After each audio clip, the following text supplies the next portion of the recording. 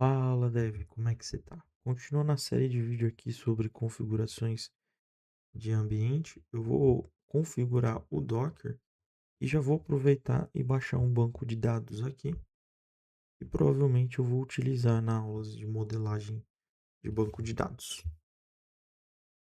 Para isso, você tem que baixar o instalador do Docker, já estou com a página aberta aqui e já fiz o download, tá?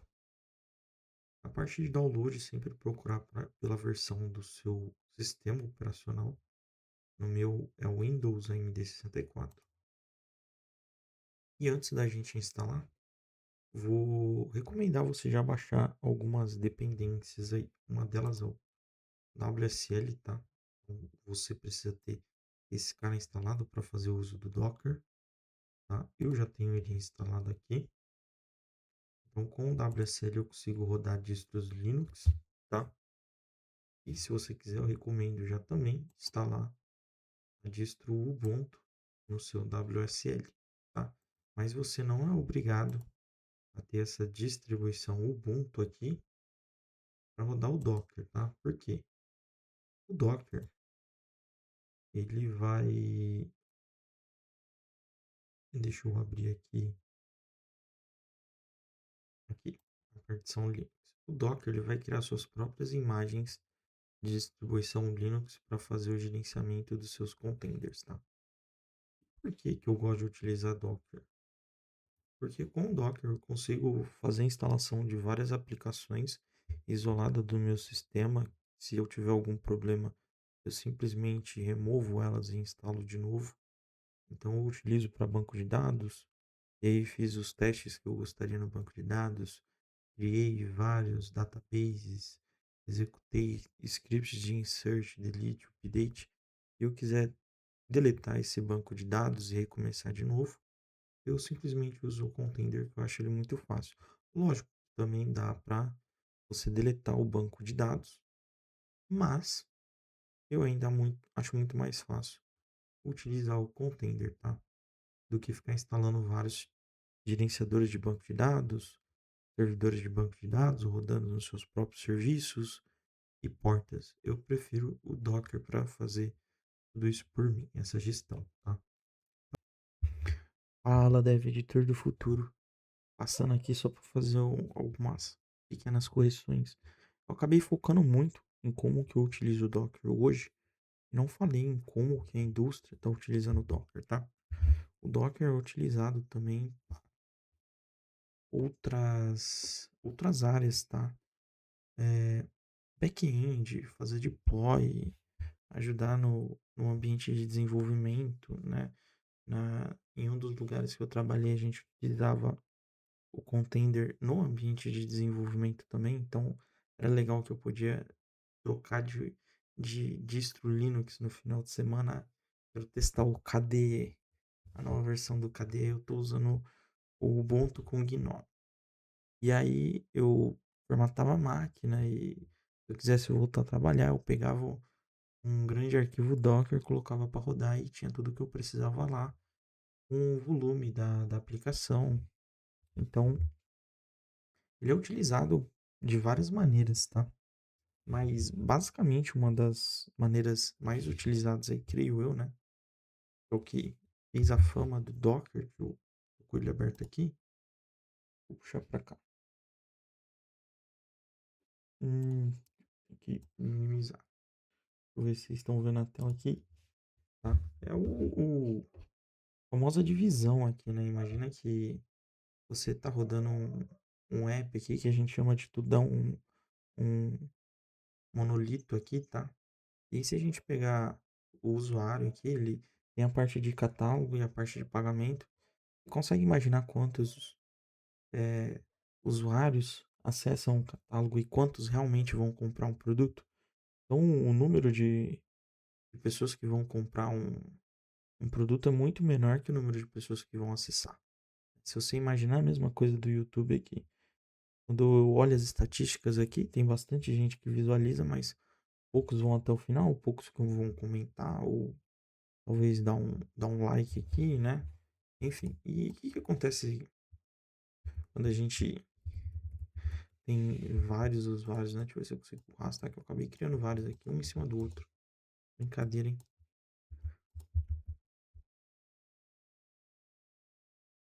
Ah,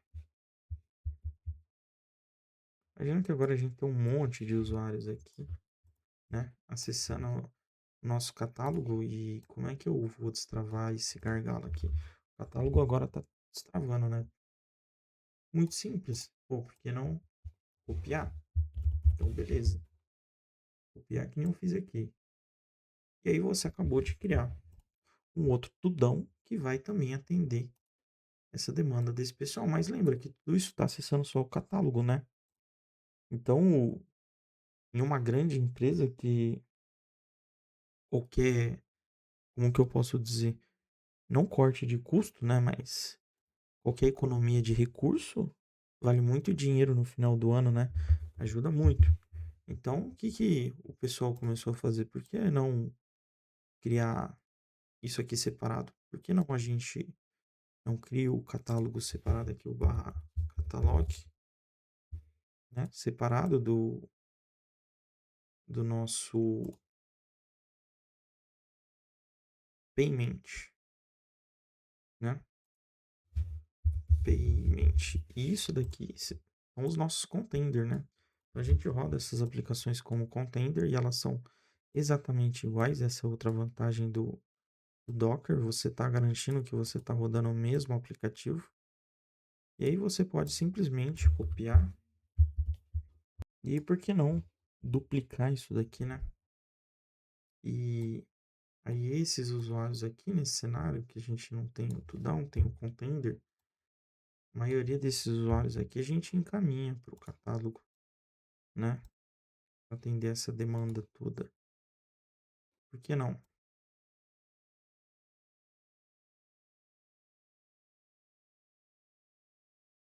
Talvez lá um pouquinho de usuários no Payment, tá? Outra vantagem, o Payment caiu, é muito mais fácil você subir ele novamente, tá? O ambiente eu acho que eu já falei sobre isso, o ambiente é único, é o mesmo ambiente, você está rodando num container Linux, já está muito mais próximo do que vai ser o seu servidor. O Linux é o que serve a maior parte das aplicações na internet. Nossa infraestrutura roda em cima de servidores Linux, né? Então, o pessoal acaba utilizando muito para isso, tá? E o meu uso é mais para, né, no caso da aula aqui, como eu mexo muito com banco de dados, na aula de banco de dados, eu mexi em alguma configuração do meu servidor de banco de dados, no caso, meu container, ele parar de funcionar.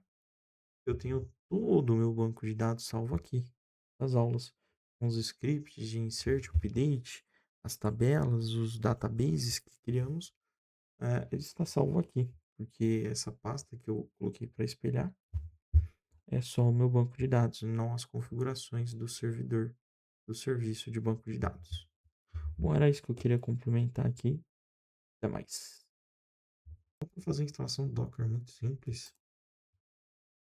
Depois de ter baixado ele, instala ele rodando como admin. Vai aparecer aquele prompt que aqui ele corta a tela e você dá um yes. Beleza? Agora que você deu um yes, ele vai carregar o instalador do Docker. Deixa eu ir fechando essas janelas aqui. E tá aqui o nosso instalador, tá? E aí, as configurações eu sigo basicamente o que ele recomenda aqui, tá? Uma instalação para todos os usuários que requer senha e que ele vai usar o WSL2 em vez do Hyper-V, tá? O que ele está fazendo aqui? Ele já vai usar a própria ferramenta da Microsoft para fazer a gestão dos seus containers.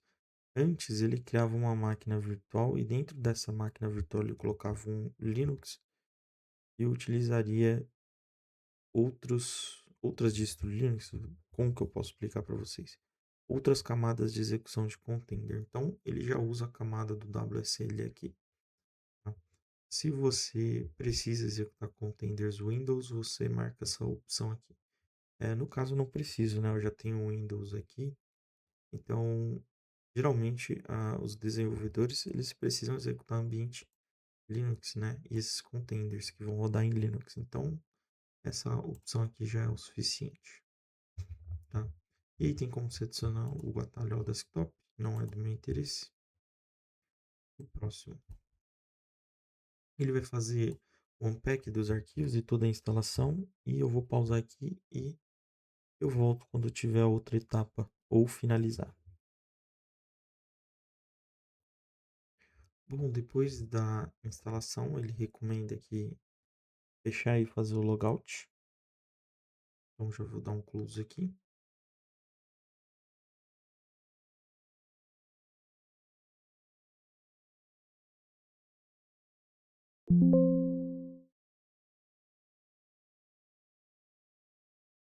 Bom, continuando aqui, a instalação foi concluída, a máquina foi reiniciada e o próprio Docker já abriu uma janela aqui, ó, tá? Então, as janelas de primeiras configurações do Docker, a gente tem os termos de serviços aqui, né? Termos de uso. Então, eu vou clicar em aceitar e você não é obrigado a fazer o login, tá? No Docker, acho que é Docker Hub que eles chamam, tá? Você não é obrigado a fazer a conta no serviço da Docker. Você pode clicar em Skip. E aqui você tem uma interface bem amigável, mas se você preferir, você também tem os comandos CLI, tá? Bom, o que você precisa se atentar se você tiver algum problema com o Docker, tá? Quando a gente instalava o Docker no Ubuntu, já dentro da documentação do Docker, ele falava para configurar o seu usuário dentro do grupo de usuários que podem fazer uso do Docker, tá? Eu reparei que no ambiente que eu trabalho, eu tive esse problema com a conta de alguns alunos. Então eu tive que executar as configurações no Windows para permitir que esses usuários fizessem uso do Docker, tá? Então, aqui no Windows tem um comando que se chama netplwis, né? Net, eu acho que People Wizard. Aí você vai clicar para abrir esse utilitário aqui. E aqui em avançado, e se não me engano, avançado novamente, ele vai carregar essa outra janela aqui, que eu acho que você também pode digitar este nome aqui na barra de pesquisa ou no Windows R que ele acaba abrindo, tá? Não sei exatamente. Aqui em opções de grupos, a gente tem o grupo de Docker. Vamos ver. Na minha máquina, aqui eu já ia falar que na minha máquina não tem, mas tá aqui, tá? Então, tá aqui esses grupos aqui de Docker, tá? E aqui tá o meu nome de usuário, então significa que eu posso executar e rodar o Docker, tá? Em alguns ambientes aconteceu de não aparecer o nome de usuário do aluno, porque talvez foi instalado por outra pessoa. Bom, eu não sei. Se você tiver algum problema para executar o Docker, verifica se você tem permissão, você faz parte desse grupo para executar. Se você não está nesse grupo, clique em adicionar e digite o nome do seu usuário, tá? Se você preferir, em português, você pode usar todos, né? Aí todos os usuários dessa máquina podem executar o Docker Users, tá? Então, vou cancelar aqui, cancelar também, vou fechar aqui e fechar, tá? Bom, como que a gente instala ou na verdade, roda um container aqui, tá? Já aproveitando, eu vou rodar o container do banco de dados que eu vou utilizar nas aulas. Bom, para ter um container, você antes precisa ter uma imagem, tá? E eu vou procurar aqui a imagem do MySQL e vou dar um pull aqui. E aí ele vai baixar. Ou você pode clicar em Run diretamente aqui, tá? Olha sua. Cliquei em Pull, ele vai começar a baixar a imagem aqui. E essa imagem vai ficar listada bem nessa guia aqui onde está escrito imagens. Bom, ele terminou de baixar aqui. Então agora a gente tem uma imagem aqui, tá? Ele tá com a tag aqui de latest, é a última versão, versão 8. Não sei se 8 ponto alguma coisa. E aqui você clica em Run para criar o seu primeiro container. Run. E você tem algumas configurações aqui que você tem que fazer antes de rodar o seu container, tá? Sempre sugiro você acessar a documentação do container antes de executar ele. No caso do MySQL, você geralmente vai pesquisar assim, MySQL Docker Hub, tá? E aqui tem, já apareceu aqui, ó, hub.docker.com, o MySQL, a imagem oficial. E clicando aqui você consegue ver os parâmetros que esse container, essa imagem, precisa para ser rodado, tá? Bom, eu já conheço alguns aqui, então eu vou já tá o ponto. Eu vou dar um nome, eu vou chamar de meu banco, já que esse é o ambiente padrão nas aulas. E aqui a porta, eu vou rodar na porta padrão mesmo. Então, internamente, o MySQL vai rodar nessa porta aqui. E externamente, eu estou, como é que eu posso falar? Pondo essa porta aqui, tá? Na minha máquina. Então, se eu quiser acessar o MySQL, beleza. Eu vou utilizar essa porta aqui. Como eu não tenho nenhum serviço de MySQL rodando ocupando a mesma porta, eu coloquei a mesma porta que ele está utilizando aqui, tá? Volume também, eu gosto de criar um volume. O que é um volume? Basicamente o que tiver nessa pasta aqui, ó, por exemplo, var barra lib barra MySQL. Então, os dados do MySQL, eles vão parar na pasta que eu configurar no volume aqui, tá? É o host path. Eu vou clicar aqui e eu tenho uma parte de projetos aqui, né? Segundo B. Cadê? Eu vou colocar aqui mesmo, de database.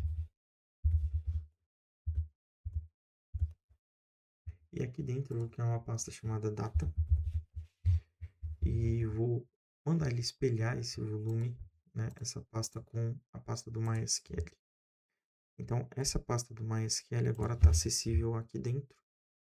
Dessa maneira, eu posso deletar o container e os arquivos ainda vão ficar na pasta data da minha máquina Windows. As variáveis de ambiente, se eu não me engano, é my root password. Então a gente está configurando a senha de root da máquina, do container. E aqui eu vou seguir o padrão root, já que é para isso tudo, né? Não é nada tão complicado assim. Então tá aqui meu banco. Belezinha, belezinha. E vou dar um rodar. Vou permitir a execução aqui do Docker na rede pública e privada. Então o firewall do Windows vai começar a permitir o Docker rodar. Então tá rodando aqui. E ele configurou aqui MySQL root password. Eu acho que eu digitei errado. E eu acho que eu acabei digitando alguma coisa errada aqui na configuração. Deixa eu copiar isso daqui. Porque ele está falando aqui que eu precisaria passar pelo menos uma dessas variáveis de ambiente aqui. Tem imagens. Então agora eu vou dar um play de novo aqui na imagem. De novo, meu banco 3306. O volume já está criado. Então tá aqui. Data, barra var, barra lib, barra mysql. E agora eu vou colocar aqui if mysql root password. Root.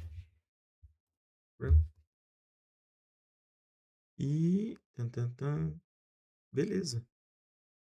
Parece que o nosso container tá rodando aqui. Bonitinho. Então, no próximo vídeo, falta instalar um programa para a gente conectar esse banco de dados aqui. E é isso. Vou dar um stop aqui. Até mais.